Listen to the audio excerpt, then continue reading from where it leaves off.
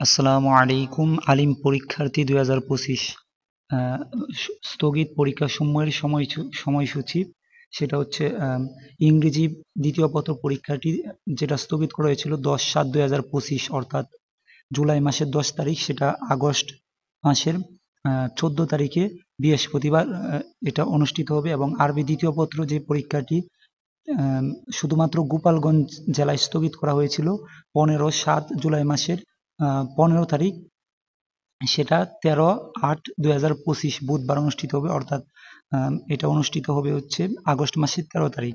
আর তথ্য ও যোগাযোগ প্রযুক্তি যেটা 22/7/2025 মঙ্গলবার স্থগিত করা হয়েছিল, সেটা অনুষ্ঠিত হবে হচ্ছে 17/8/2025 অর্থাৎ আগস্ট মাসের 8 তারিখে।